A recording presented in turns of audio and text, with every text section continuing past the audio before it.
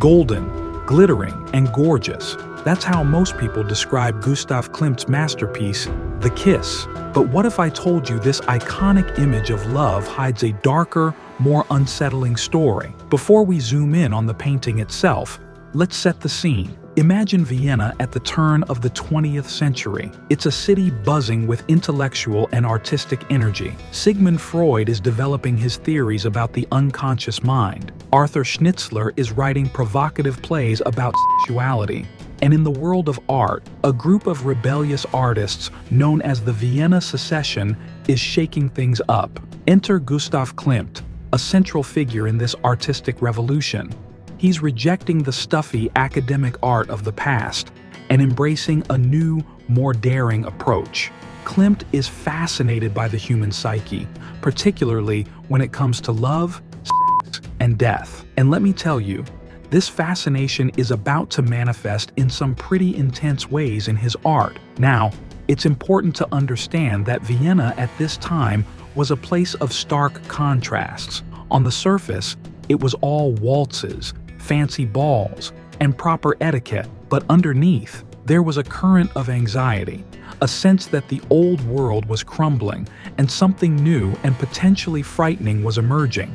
This tension between the surface and what lies beneath, it's key to understanding The Kiss. Okay, let's talk about Klimt's famous golden style. At first glance, it's absolutely stunning, right? All those shimmering gold leaf patterns, the intricate designs, the way the figures seem to float in a sea of luxury. It's easy to get lost in the sheer beauty of it all. But here's where things start to get interesting. Klimt wasn't just using gold because it looked pretty. There's a whole lot more going on here. First, let's consider the historical context. Klimt was painting at a time when Vienna was grappling with its identity. The Austro-Hungarian Empire was in decline, and there was a sense of nostalgia for past glories. By using gold leaf, a technique associated with medieval religious art, Klimt was tapping into this collective longing for a golden age. But, and this is a big but, he wasn't using it in a straightforward way.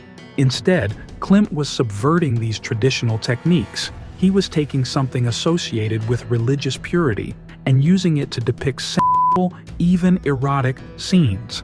This juxtaposition between the sacred and the profane, it's unsettling. It challenges our assumptions about what's holy and what's base. And that's just the beginning of how Klimt messes with our expectations in this painting.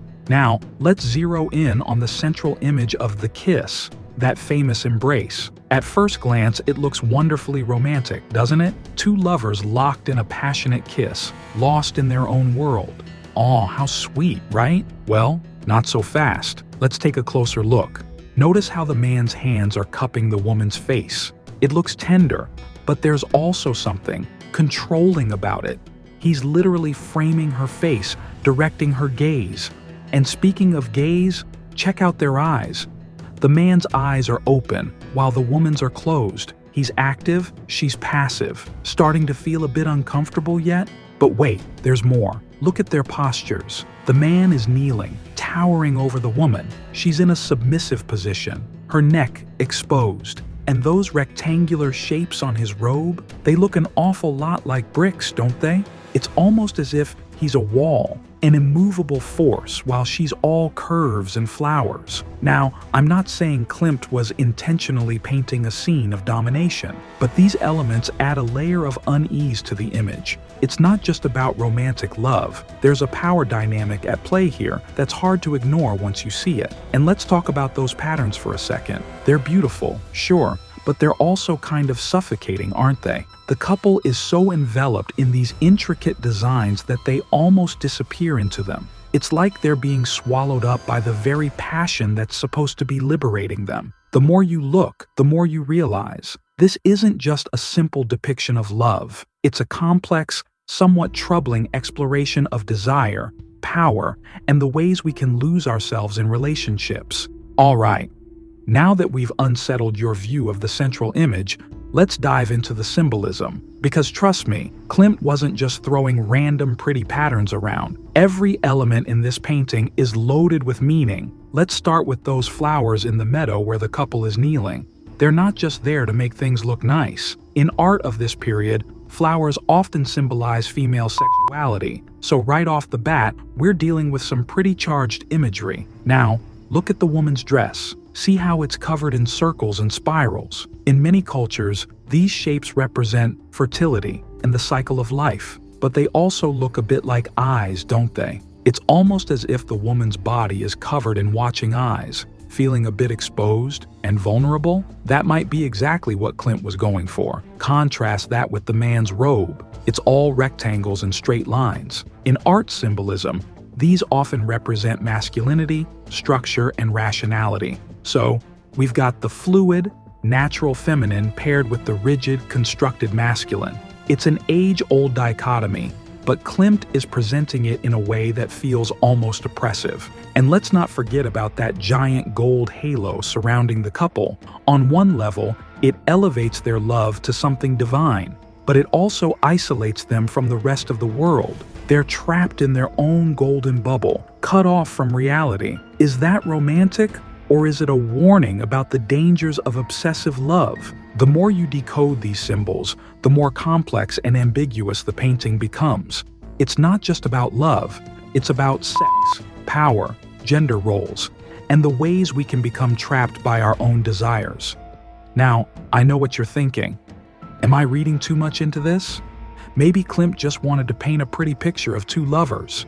Well, let me tell you about Gustav Klimt the man, because his personal life adds some pretty intriguing context to this painting. Klimt was what you might call a ladies' man. He never married, but he had multiple long-term relationships and was rumored to have fathered at least 14 children. He was known for his affairs with his models and patrons. In fact, his studio was often described as half workshop, half bordello. But here's the thing. Klimt was also intensely private about his personal life. He once said, "I have never painted a self-portrait. I am less interested in myself as a subject for a painting than I am in other people, above all women." So what does this tell us about the kiss? Well, it suggests that Klimt had a complex, perhaps even conflicted view of love and sexuality. He was clearly fascinated by women and female sexuality, but he also kept an emotional distance. In The Kiss, we might be seeing both his attraction to passionate love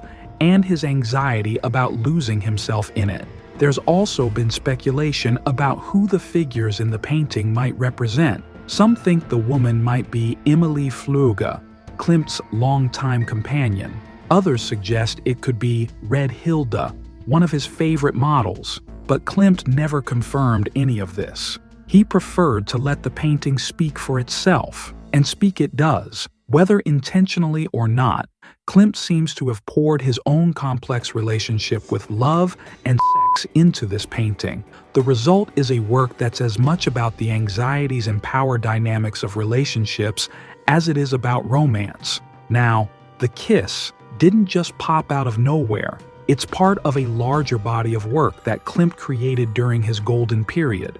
And when you look at it in this context, some of those troubling elements we've been talking about become even more apparent.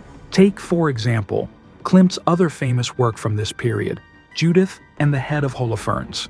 It depicts the biblical story of Judith, who seduced and then beheaded the Assyrian general Holofernes to save her people. In Klimt's version, Judith is portrayed as a femme fatale, sensual and dangerous. The painting oozes with both desire and threat. Then there's Danae, which shows the mythological princess being impregnated by Zeus in the form of a shower of gold. Again, we see themes of female sexuality, but also of male power and the sometimes invasive nature of desire. When you look at The Kiss alongside these works, it starts to feel less like an outlier and more like part of a pattern. Klimt seems to be consistently exploring the interplay between desire and danger, love and power. And let's not forget about the sketches Klimt made for The Kiss. Some of these preliminary drawings are much more explicit, showing the couple in various states of undress. Klimt chose to cover them up in the final painting, but that underlying eroticism is still there, bubbling beneath the surface. All of this adds up to a body of work that's far more complex and, yes, troubling than it might appear at first glance. The kiss isn't just a beautiful anomaly. It's part of Klimt's ongoing exploration of the darker, more complicated aspects of human relationships. Now, remember how I mentioned Sigmund Freud earlier? Well, his ideas were causing quite a stir in Vienna at the time Klimt was painting The Kiss, and you can bet Klimt was paying attention. Freud's theories about the unconscious mind, repressed desires, and the complex nature of love and sexuality were revolutionary. They challenged the prim and proper Victorian ideals that still held sway in much of society.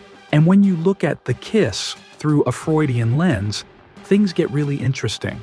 That golden halo surrounding the couple, it could represent the ego, the conscious self, trying to contain the swirling, chaotic patterns of the unconscious mind. The way the man seems to be almost engulfing the woman, that could be seen as a representation of Freud's ideas about male and female sexuality, with the male as the active dominant force. Even the fact that we can't see the couple's full bodies, just glimpses of faces and hands, plays into Freudian ideas about repression and the parts of ourselves we hide from the world.